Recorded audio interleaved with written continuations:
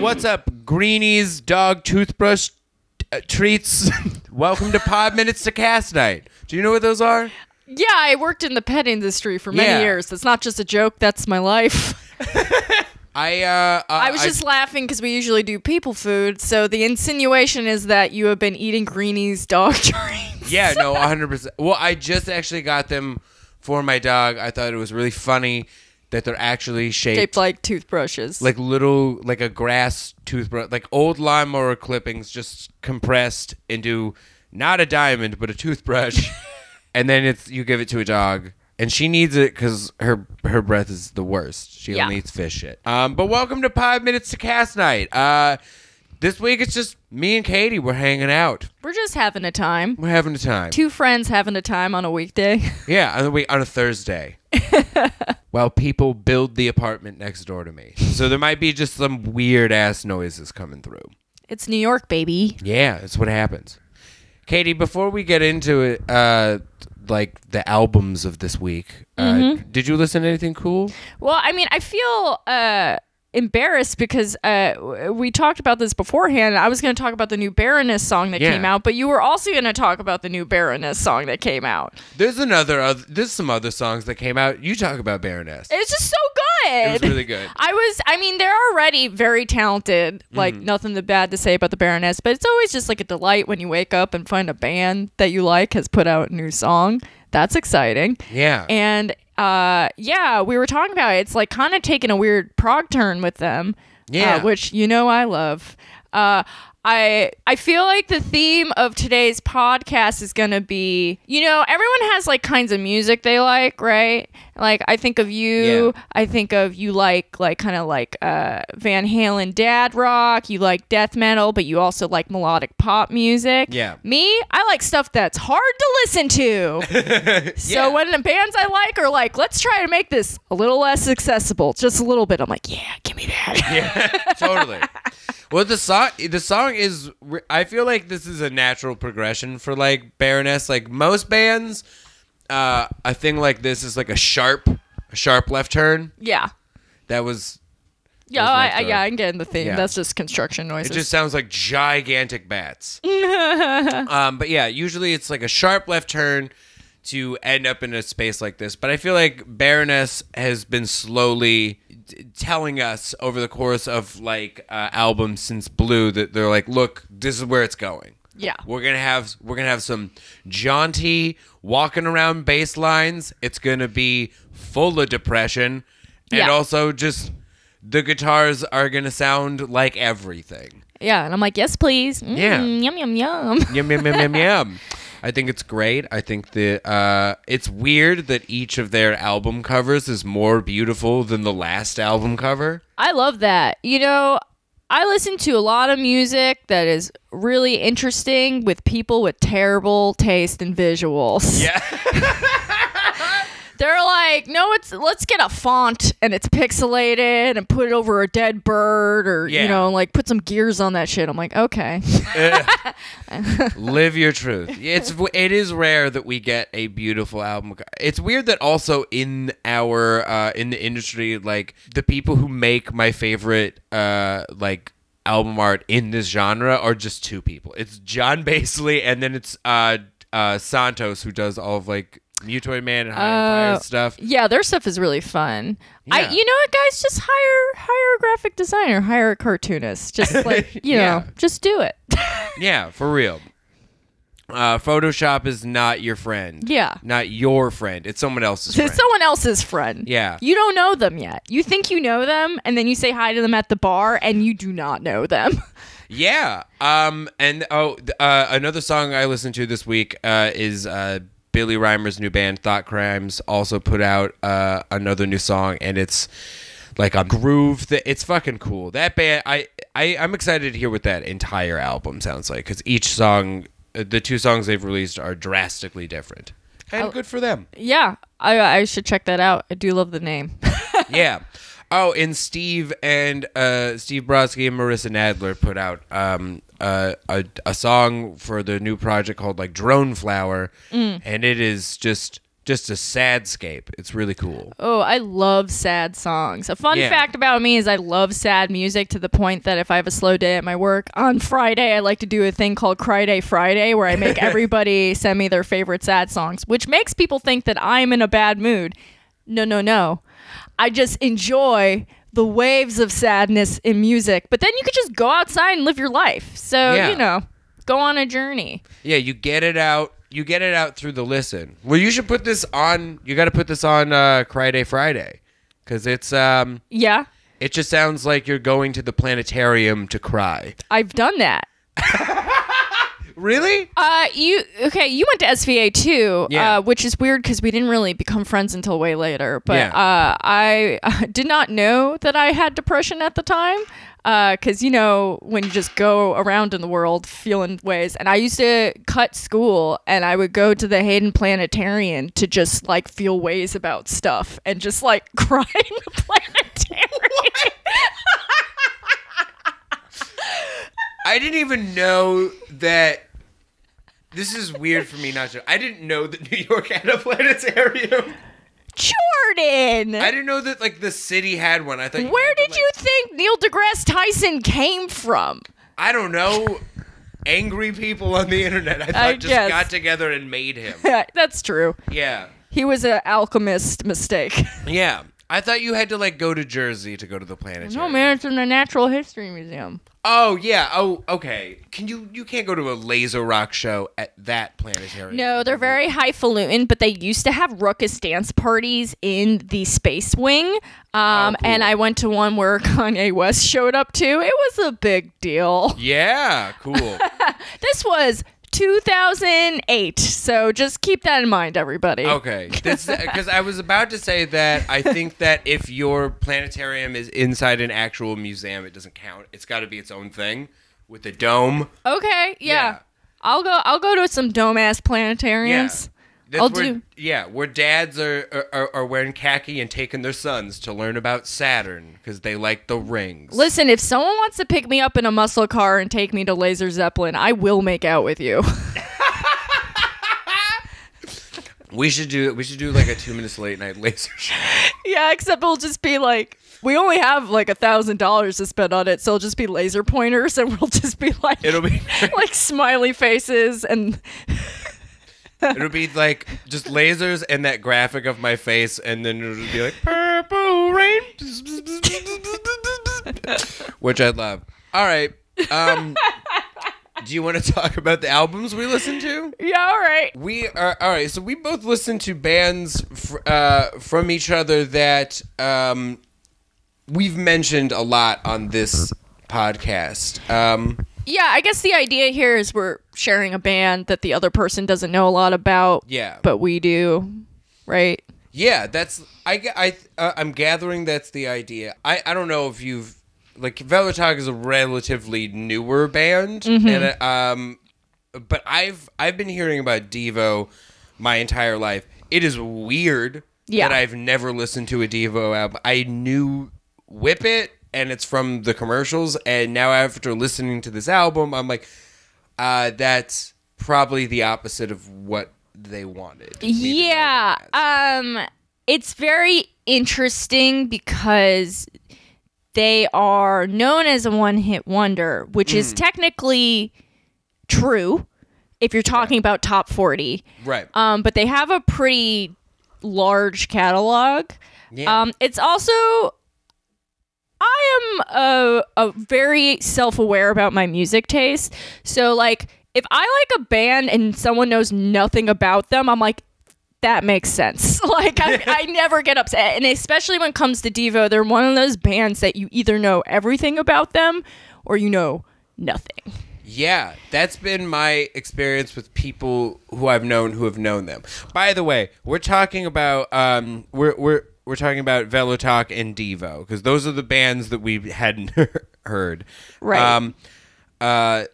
So I throughout my life, I've had friends who have like, and they're always like my smartest friends have been like their favorite band is, or like one of their favorite bands is Devo. I remember Sam my old roommate, he's friend of the show. He did the weather at Danzig's when Danzig lived in L.A. Tell us where he lives if you know. Tell us. Yeah, we would love to know. We would love to continue to violate Danzig's personal boundaries. It's part of the whole point of the show.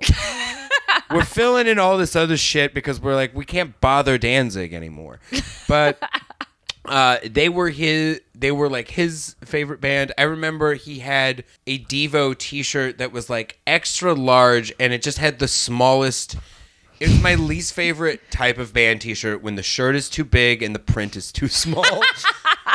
And it was just like in Arial font letters, Devo, but with the E a little bit crooked. And I could never tell if he made the shirt himself. That sounds like he made it. Yeah.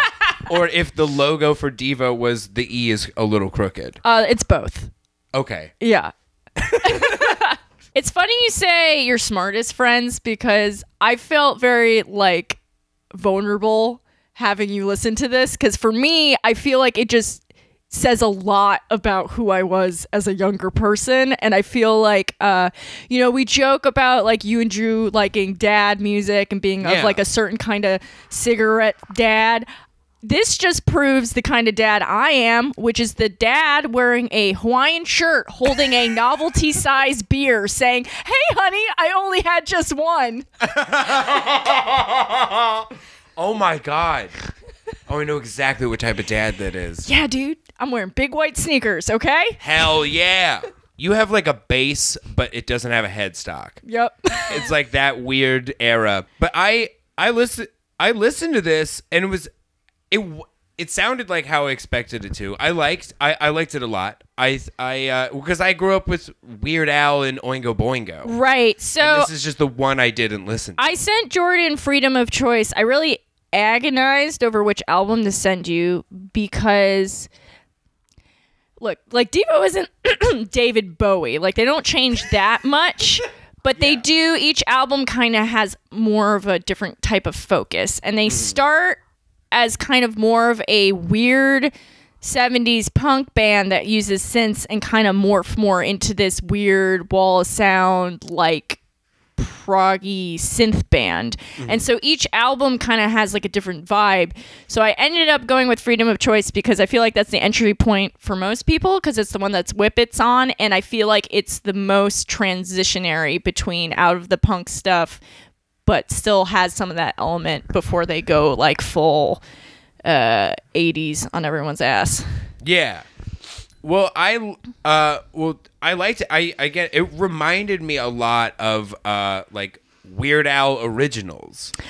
Well, yeah. So, fun fact about our show, 2 Minutes to Late Night, when we were debating. Okay, so Weird Al's "Dare to Be Stupid" is not a Devo parody. It's a original Weird Al song done in the style of Devo. Is it? Yes. Okay. And so when we were first going to write the original season of 2 Minutes to Late Night, like we were literally having the meeting where we were doing the opening montage and I was like, we should put them on rollerblades. And you're like, we can't do that. We really wanted to. Yeah. We wanted to do a cover of Dare to Be Stupid, and Jordan actually arranged the whole thing and sent it to me. And we never did it for the show, but like I still have that recording on my phone. And it fucking delights me to hear you doing all the different sounds and stuff. It's so fucking cute. Maybe we'll put it out as like a Patreon bonus, or maybe we'll actually one day we should just probably do that cover. If you could, I mean, it would be my dream come true. I don't know whose else's it would be, but my specific fantasy of a cover of a Weird Al homage to Devo. I've never been so pandered to in my life. Yeah. We should just find a time to do that cover. I think it would be fun. Yeah. Now we have to because it's on this podcast. Yeah, demand it. Fans, make my dreams come true. Or they won't demand it. They'll be like, don't do that. What?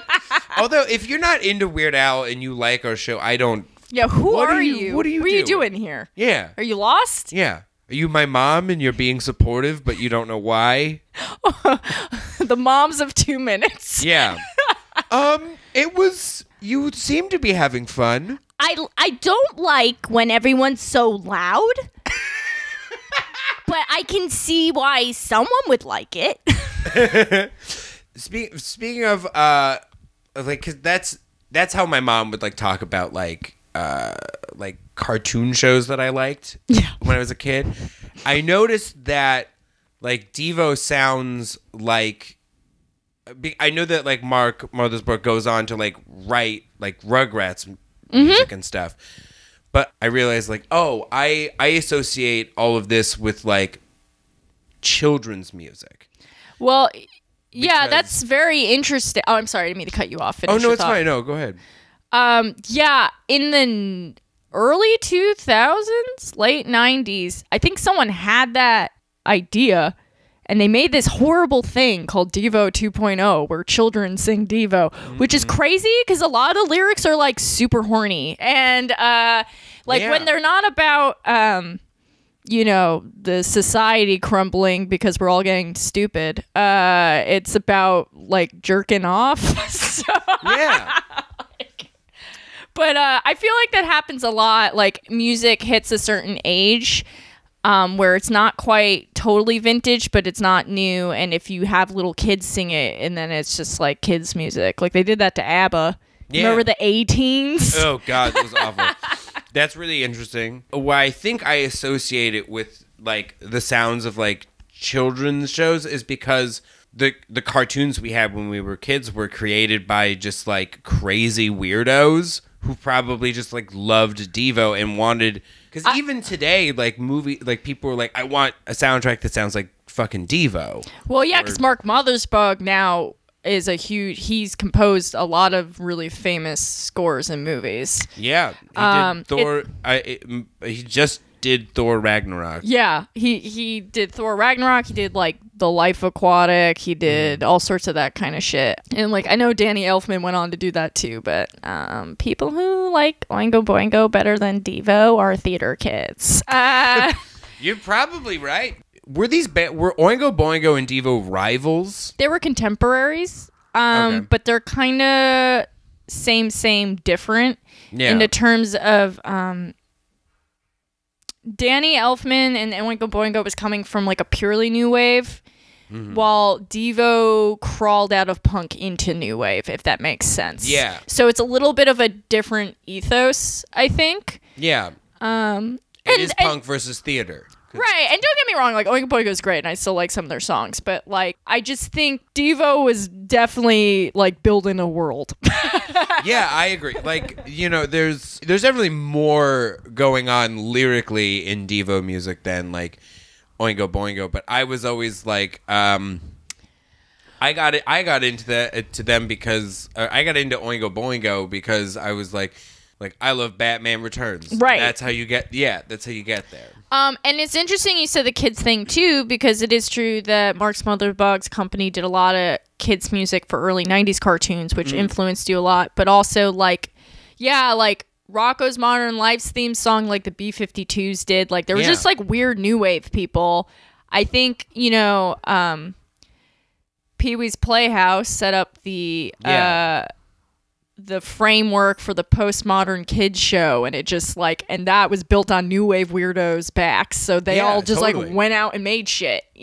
That's super true. It is Pee-wee. Oh my god. And fucking Elfman did the Pee-wee movie, and then they made Playhouse. Yep. Oh my god. Yep. That's crazy. I remember I was like listening to the album on the train, and I remember when like I got self-conscious when Whip It came on, because I was you could skip that one, that one. But I was like, I really thought about it. I was like, why does this feel so bad? Is it because if someone knows that I'm listening to the song, they're thinking that I'm listening to this because I remember the commercial, Honestly, yeah, I could see that. But like, I also like, if someone's judging me for my music on the train, I'm like, you need to back the fuck up because you're too close to me. Yeah, 100%. You can hear my buds? Yeah, get the fuck away from me. Yeah. It was like 2 p.m. They had no business. Yeah, exactly. Yeah. You know what? Speaking of, we spoke about Thor a little bit. A band I've always wanted to do a Thor soundtrack is Kvelertak. Yeah. So are they Norwegian? Yeah. Okay. What's the name of this album? I can't pronounce any of their titles. That's fine. Well, so I The Kvelertak is my favorite band. Most people's favorite Kvelertak album is the first one. Because it was it's the first time people heard like a black metal band with dad rock riffs. I had Katie listen to Natisford, I think it's called. Yes. Which is the third album. And it's the only one they didn't do with like Kurt Ballou. And I don't know. I think it has some mixed reviews. I think mostly it's positive, but I don't think it's everyone's favorite. It is my favorite based on what I want from the band, because I think it's more prog and classic rock than it is black metal. It is the most, like you and I have been friends for a minute now. Yeah. And it made me smile because it's the most Jordan-ass thing I've ever heard in my entire life, because it is. It's like straight up classic rock, dad riffs, and then black metal growling over it. I started laughing, not in a bad way. I was like having the time of my life. It just like shocked me.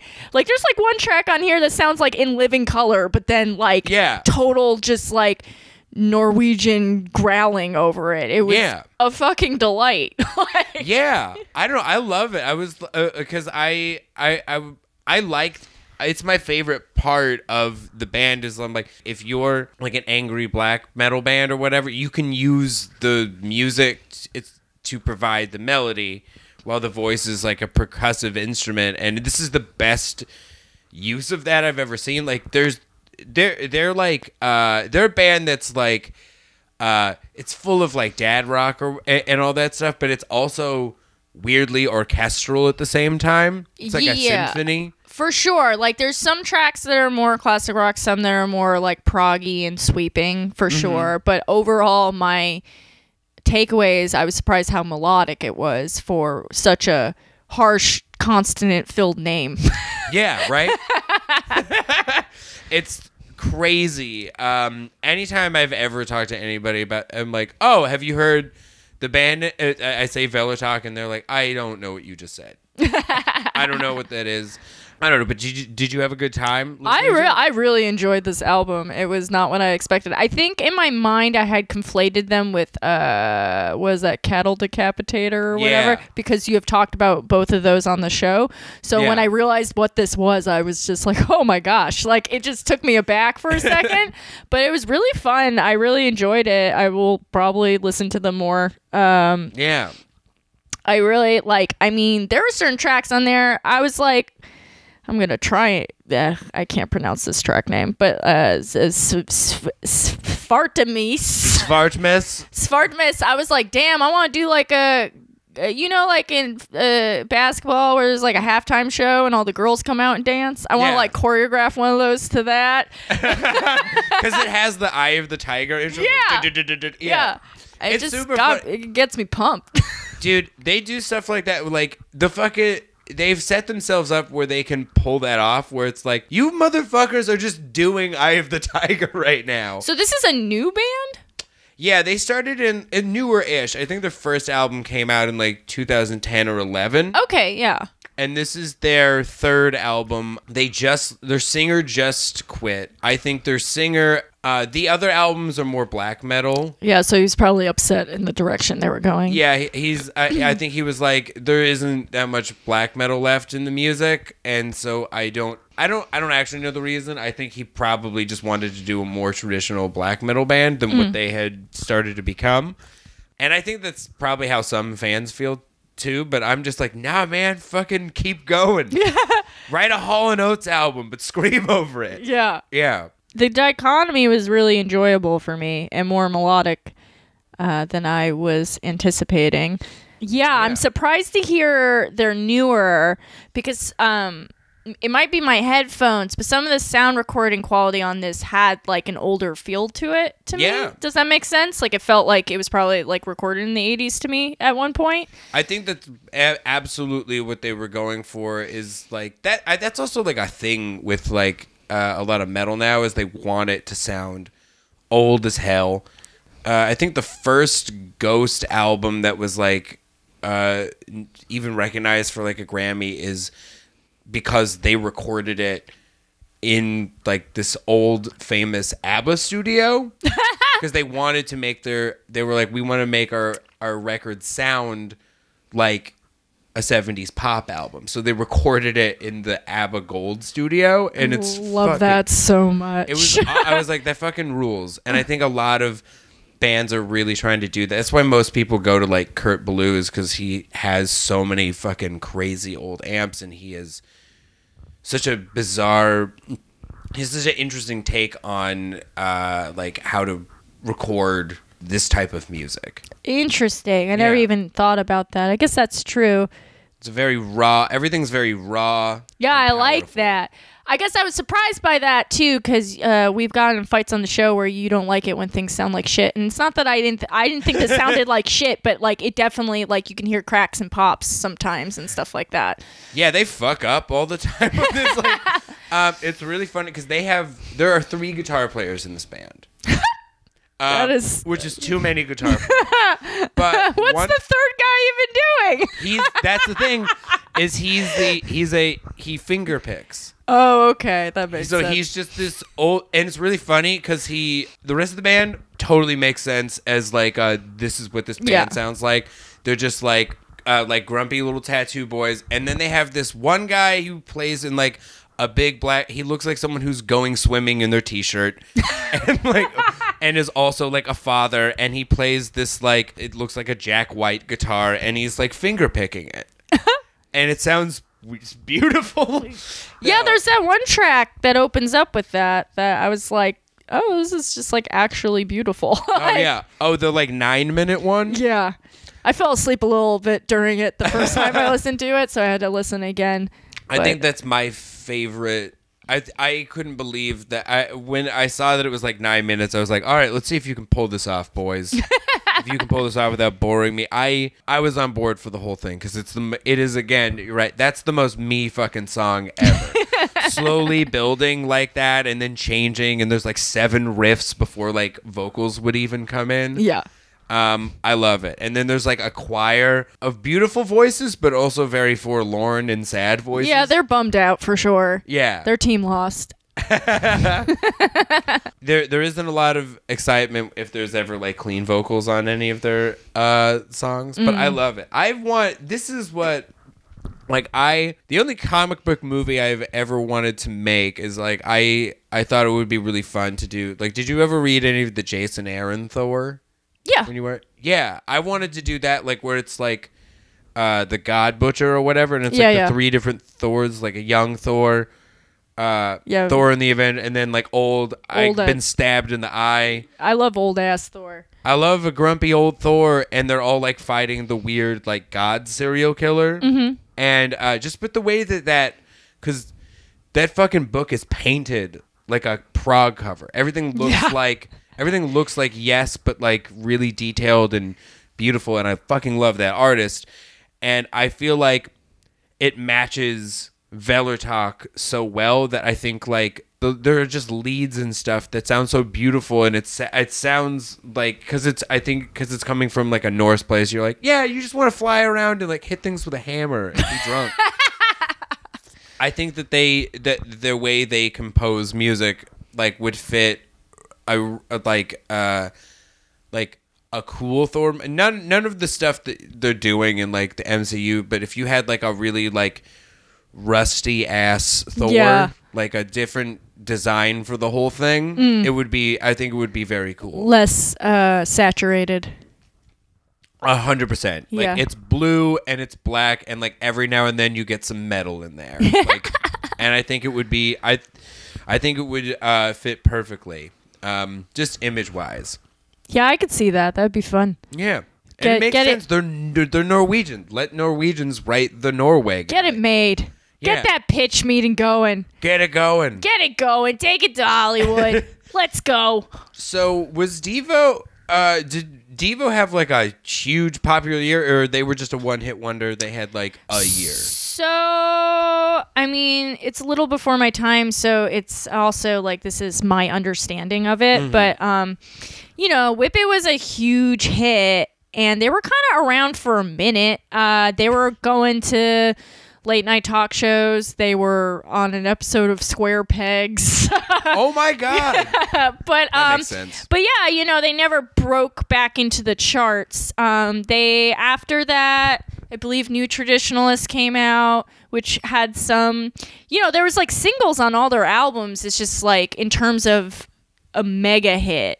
Yeah. Whip It was the one, but they never stopped touring. They never stopped making music, really. Mm-hmm. They even like they made an album in the 90s that was kind of a flop, and then 10 years later, in like 2010, they came out with an album, and it's like, you know, clearly they're older, but there's still some great tracks on it, which like never happens with a band that does that. No. You know, it's not my favorite one they've ever done, but it was still pretty good. So it's like they were kind of the ethos of the 80s, like kind of weird new wave section. Like I feel like you can lump them in with, like they get lumped in with Oingo Boingo a lot, but I think they're more akin to like Sparks and those kind of freaks. Just these weird artsy weirdos, because like Devo's whole thing too was they would make like these weird movies and stuff. There was a whole kind of canon mythology to their thing. There were like reoccurring characters. Like, shit. Okay. So there's General Boy and Bougie Boy, and like, so this general would come and do like kind of like promos on their records and stuff like that. Because the idea is that Devo is short for de-evolution, and that's like what is happening to humanity, and it's like a pandemic that's happening. So that's like kind of their overarching theme of everything. Yeah? Yeah. That makes a lot of sense. So yeah, Whip It was kind of like a joke song. Yeah, so like it's the cherry pie curse, you know. Yeah. Where, you know, the it's Kesha. Yeah. Kesha's whole career is like because she pitched TikTok as like a joke. Right? Isn't that the thing? Or something. I don't know enough about it, but like that happens a lot. Or like famously, Al's GJ's hit "Better Off Alone" was a sarcastic song. Which we need to. I want to clear something up just for our podcast listeners. Like a lot of our knowledge, quote unquote, or like the way we talk about music is like a lot of my knowledge is like. From just what people have told me. Right. I don't look like we have this is like trickle down older brother knowledge. Yeah, So if we're getting shit wrong, whatever. Yeah, I even told Jordan before I came, like, I can talk about Devo all day, but when it comes down to it, like, I've talked about this on the podcast a lot, how I enjoy and ingest music is I don't learn a lot of facts. I just like and enjoy the music. Yeah. I learn stuff as it comes. Devo's my favorite band, so I probably do know a lot of facts about them at this point, but, like, there's not a lot of music that I do have that relationship with. It's just not kind of how I enjoy things. I know a lot of people do enjoy things that way. No shade on them. It's just not really how... Ooh, I burped. That's not how I live my life, you know? Yeah. Well, like, I'm also, I'm not, like, a lyrics person. Like, when because I'm just not focused on that when I'm listening to a song. I want to, like, I'm listening to everything else first. I don't really pay attention to the lyrics until, like, the second or third listen. Yeah, it depends on the band for me. Yeah, generally it's like I like the song first and then I look up the lyrics like a teenage girl. Like I still do that. I'll go on the Genius and be like, what is this about? Well, even Kvelertak is my favorite band and I don't know what the fuck they're singing about. That's true. Well, Devo, I know everything they're singing about, which is really dweeby of me. But I was listening to a lot of the lyrics on this. I was surprised that I was surprised at the content of like a lot of the songs. Like they're all political. Like there's like an actual love song on there, I think. Yeah. Like, sorry, I have to remember which tracks are on Freedom of Choice. I'm going back in. The Girl You Want was super cool. Had the way that started with like a driving bass line, but they did a rest every every like 8 bars or something. So something I really like about Devo is there can be kind of dissonant and weird, which is once again I'm like, hey, you want to listen to this cool music that everyone likes? No, let's listen to this music that kind of sounds like a weird panic attack on a classic Casio keyboard. Yeah, definitely. Like what is it? That's Pep is just is I think the best like summation of what they sound like, just like a guitar going like dun, dun, dun, dun, dun, on like a keyboard. It's weird as hell. Yeah, I really like their weirder tracks. Like I do have affection for like the 70s kind of like, you know, girl you want type stuff. They have, you know, or like on a later album like Love Without Anger. But what I really like is like the weird post-apocalyptic sounding ones with all the synthesizers and stuff. So that Pep's good. On this album, I guess the ones that go there are like Gates of Steel or Snowball. Yeah. I was gonna bring up Gates of Steel because I loved that. Yeah, I love that song. I got that vibe. I loved like I think Gates of Steel, Cold War, and like Mr. B's Ballroom were my favorite on the thing. Yeah, so like for larger context, what you say when you pick up on the political stuff is also like, so they all met at Kent State in the 70s, and 2 of them are brothers, and so they're just like living in this like kind of racist area, and they're just watching the riots and stuff, and they're like, that's kind of where the idea de-evolution came from, because they're like, how could like people treat each other like this, and they're just like dealing with all these super like neo-con white supremacist types all the time. So this is kind of like a weird futurism reaction to that, if that makes sense. That does.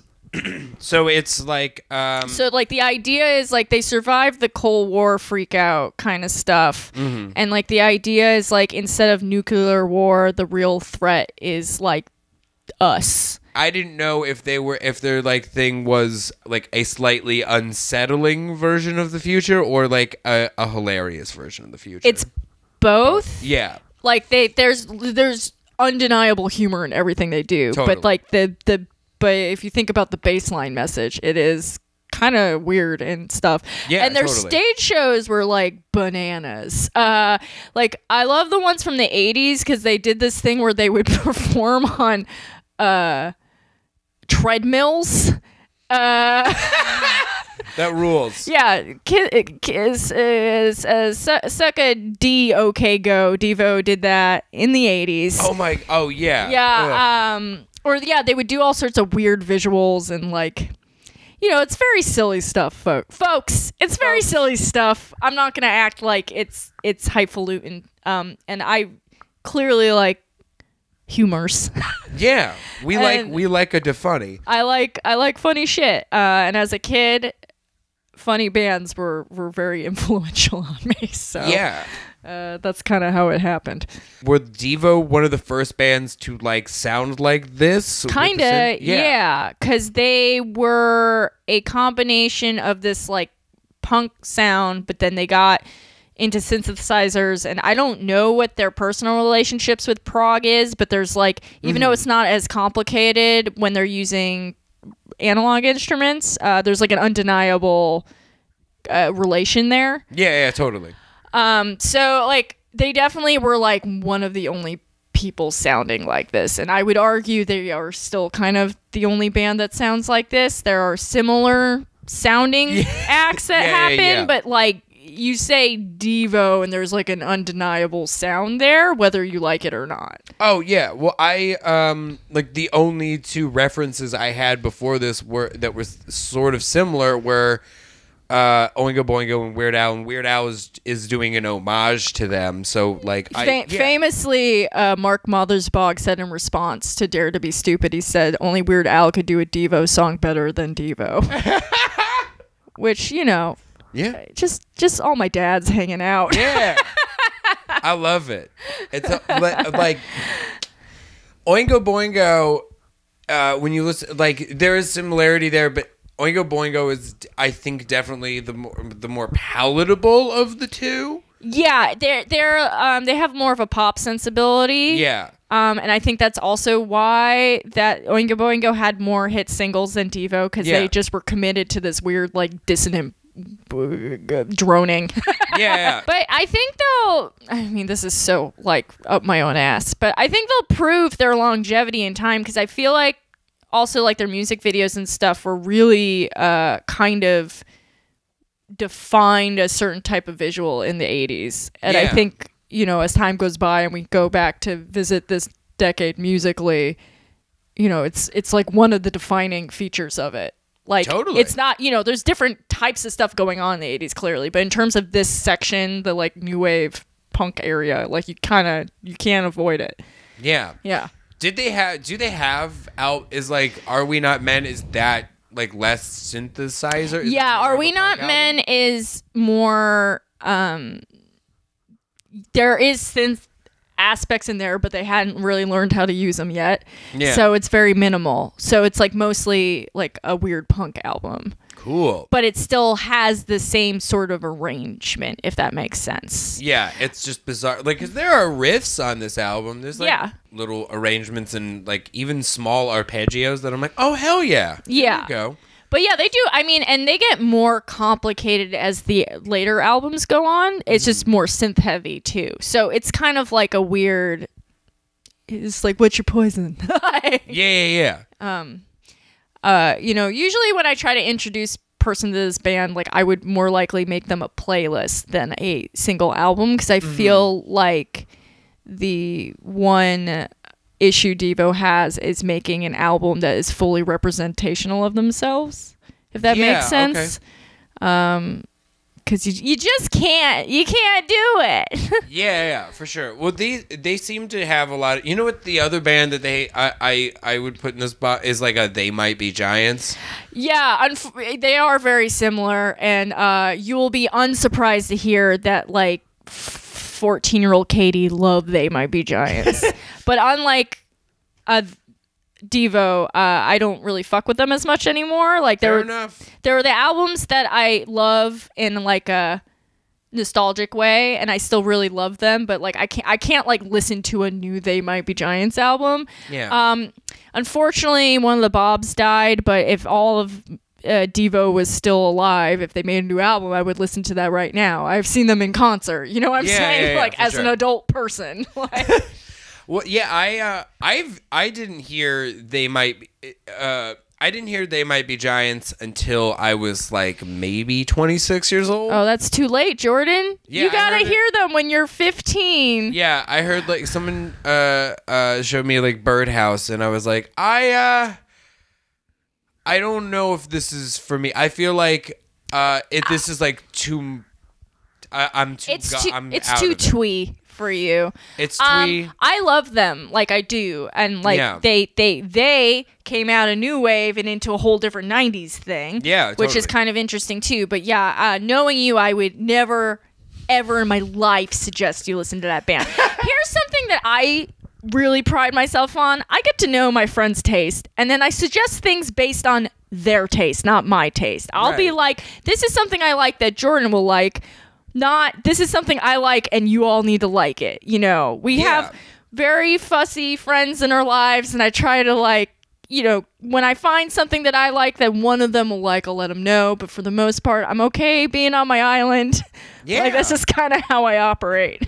Well, it's like being friends with like our friend DJ Accident Report, who famously just like hates the instrument of guitar, which is kind of a lie, but I don't want to call him out right now. Yeah, well, I'm like slowly trying to like get him to realize that he likes some of it. Yeah, but you gotta trick him. See, I've been friends with him since we were 12, so I know exactly what he does and doesn't want to hear, and every once in a while I'll just slip something in. But you know, you just gotta respect people's hard boundaries. Like, I know that I'm being petulant when I say I hate the mountain goats, but you know what? I don't care. That's how I am with like certain like film directors. I'm like, look, I'm just not gonna fuck with their movie. I'm not fucking with the Gaspar Noé. I'm not doing Oh my God, I've seen you. I've been pop off about Gaspar Noé, like, which is fine. Like, I don't have a dog in that race, so I'm just gonna let it.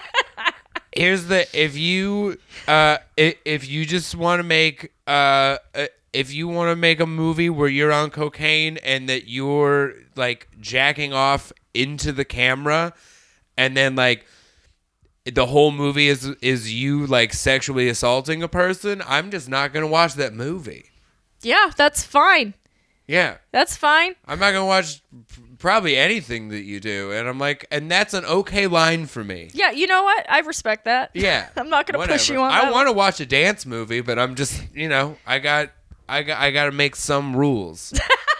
He's not canceled or anything, but he's just, that's you're gross. I'm just not doing this. It's fine. It's weird because it seems like Kvelertak, when they first came out, were like a big deal, and they like immediately got signed to Roadrunner, which was nuts. I think the only thing that's similar between these two bands is their connection to Thor, weirdly, and that they just kind of have like an unwillingness to conform their bands. That's actually what that was going to be my thing. It's just like they decided what they were going to do and they're doing it. Yeah.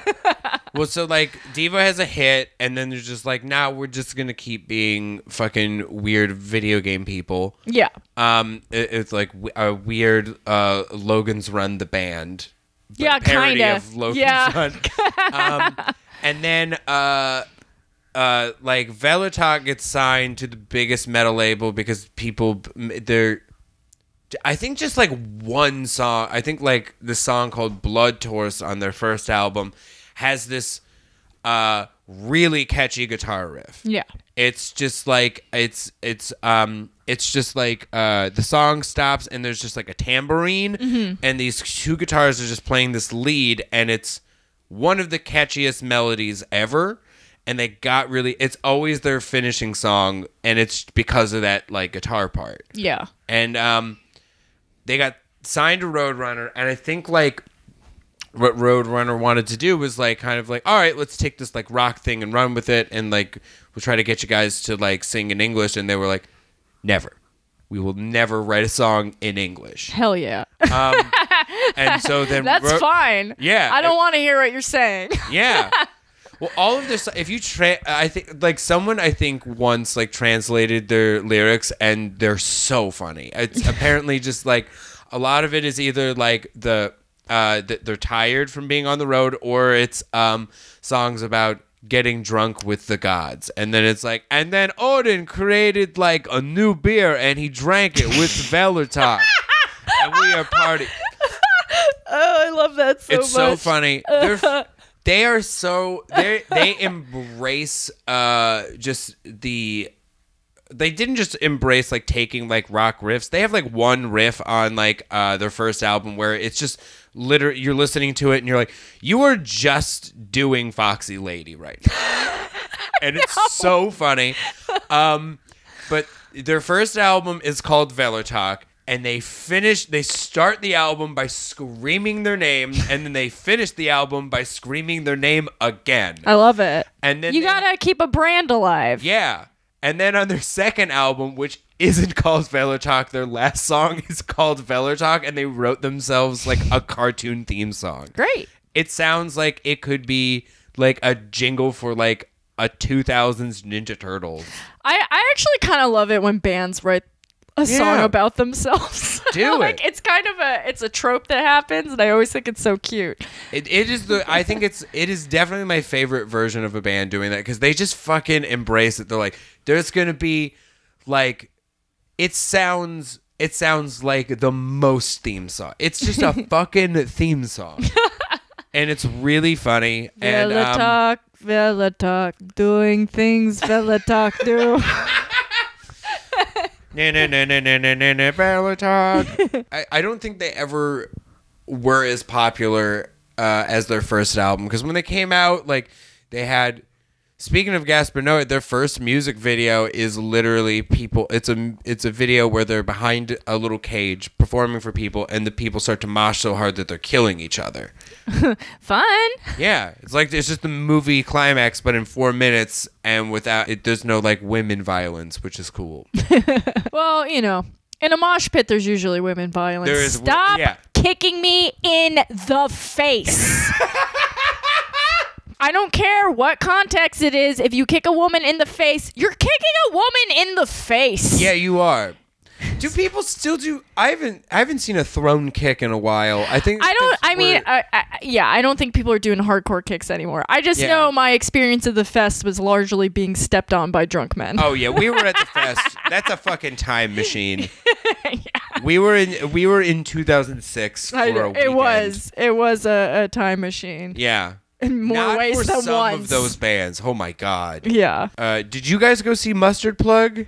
Yeah, I was like on the little grassy knoll because I was just like, day drinking. Yeah, as you do. Yeah.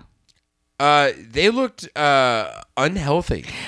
Yo, it was dark days for Mustard Plug. They were in the middle of the day. Yeah. They were in the middle of the day playing for our sound guy. For the sound guy, and it looked like actual children running around. Yeah. It looks like they have just been eating mustard for 10 years and that's it. And that's what you look like. Also, that guy had some crazy opinions about the world, and I was like, yo, you're the lead singer of Mustard Plug. You shouldn't be having any thoughts. Keep them to yourself. You don't get a platform. Just play beer, and then everyone will dance, and then we'll go, and then the next band will come up. Do they also play beer? There's a song called the Beer Song, I'm pretty sure, by Mustard Plug. Oh, I was thinking I was like, man, just Real Big Fish, and just ska bands all have a beer song. Yes. All right, yeah. There you go. 90s ska bands all have a beer song. Do you like regular black metal usually? I'm very choosy. Yeah. I like death. But I actually don't listen to a lot of the Norwegian boys. Yeah. I mean, I appreciate it. It's not something I'm putting on cash. Yeah. Yeah. I think I like a Mayhem here and there. Yeah, no, don't get me wrong. The classics are the classics for a reason. Yeah. I'm just, it's not something that I listen to as regularly as other genres of the medium or whatever. I don't know. You know what I'm saying. I know what you're saying. I like it when, I like when black metal always kind of embraces one side of it. I thought when I first heard Cradle of Filth, I thought it was so fucking funny because I was like, "This is Danny Elfman, the metal band. They just sound like they just sound like spiders going up the stairs, just creeping around, and they're just and their costumes are silly and their band name is stupid. But I like a Dimmu Borgir where it just sounds like Warcraft the musical. Yeah." I'm not as interested in I like Emperor or whatever, but I never really want to throw it on or a Bathory. I like all of it, but not. Yeah, that's how I feel too. Where I like it, but I'm not gonna like when I'm putting my makeup on. I'm like, this seems like a little too weighty right now. Yeah, but I don't know. Kvelertak is the version of black metal I want. I'm like, oh, you boys just want to party, but also be from Norway. Yeah. Yeah. That's what I want. I know. I'm definitely going to listen to more of them. Because after the album ended, one of their older songs came on. I'm like, I also like this. So I'm ready. Yeah, they do. The first album has to me, it's easy to connect with, I think for people like us, because it has a feeling of this feels like And Every Time I Die, plus black metal. Yeah. Plus, leaning way more into just, doing some rock riffs. Whereas this album, Natisford, is just, a prog dad fest with a bird boy. I also love that their new singer doesn't do this. Their new singer is a 40-year-old skate punk, but apparently whips ass. Interesting. Mutoid Man just got off tour with them, and I asked him, I was like, how'd he do? Was he okay? What happened? On a scale of 1 to 10. They were like, that guy, they loved him. Oh, cool. Yeah. He's a lanky, wet Hey Arnold character who's just constantly flopping in the crowd. And you know what? Good for him. I mean, I've yet to hear a negative. Yeah. I mean, as I've firmly established on this podcast, my taste is not necessarily to be trusted, but right.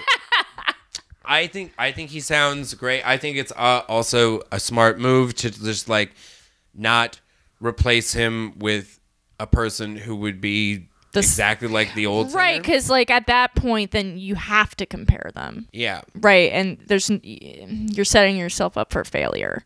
Yeah, I'm excited to hear what this new guy like sounds like on a record, but he sounds piercing and bird-like from the Instagram videos I've seen of him. And it's cool that the kids still come out to see them, because sometimes people get weird when there's a changeover like that.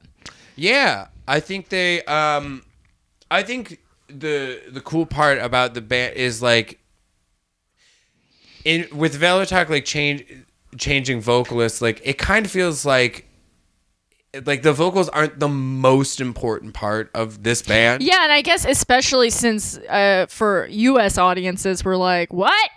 Yeah, he's not. What? Yeah. Yeah, he'll be fine. It's like they got a new drummer. Yeah. Okay. And it's like, yeah, which is fine. I want to hear what where they're gonna go with it. I don't know. I'm glad that you liked it though. Yeah, it was really fun. I mean, to be fair, like if I feel like I'm more easy to make something than other people, if that makes sense. Like I'm open to more stuff, but like my lines are very hard and weird. But like once you know them, like you are set up for success because you're not gonna make me listen to something like a 2000s like boy band thing. Like I'm nervous when I do Drews because I hate scene music. Like I love hardcore, but then like that weird confluence, I have no nostalgia for it the way that he does. So that I'm nervous about, and I hate folk punk. Sorry, everybody. But for the most part, I was just excited to find out about a new band, and I did, and I like it. I like finding out about new music, everybody. Otherwise, I'll just end up listening to the same 10 songs. Don't look me up on Spotify. I feel similar where I have lines that don't make sense. We found that out on like the Green Day episode where people where it was like, look, I don't like this and I can't like it. Yeah, guys, look forward to the pop punk podcast when me and Jeremy just do it by ourselves. That'll be dark. Not really. It'll be adorable. Yeah, it's going to be a cute one. Kickflip into my heart, everybody. I mean, is there something that you listen to that Jeremy doesn't already know? Probably. There's a lot of stuff I listen to that Jeremy doesn't know. Actually, I just again, I know what his tastes are. Right. So I know what ours lines up, and me and him have been friends so long that I understand that he has a very weird lens on pop culture. I was only at because like I felt the same thing with like Drew is like going into it. It was like, what could we even do that we haven't shoved into each other's eyes over the years? I'd get to there. Yeah. Well, thank you, Katie. Do you wanna do some plugs? Yeah, you can find me at Twitter at Katie Rose and on Instagram at Oh Hello Katie Rose. Please listen to my other podcast, which I do with Jeremy Hammond, called Ballin' Out Super. Thank you, Jordan. Yeah. It's about anime and then now I guess leftist politics because that just kind of bled over into our lives. We also are doing Twitch streaming for that now, so look out for me angrily playing video games by myself in the dark. Hooray! Content. I stopped playing video games because I got too angry in the dark. Guys, donate to our Patreon. Please. We're putting out the finale's coming out very soon. We'll have information on that. I'm gonna cry. Yeah. I've cried editing it, like every part. Especially the musical performance. But yeah, no, follow us on social media at 2 Minutes to Late Night on Instagram, at 2M2LN. I can never say that fast, but that's our Twitter.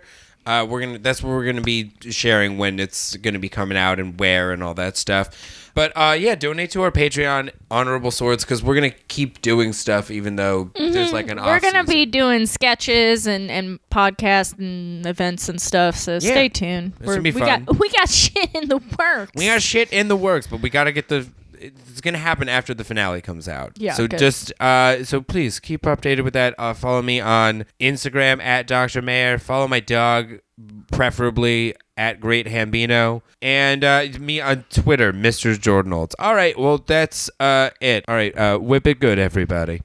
Yeah.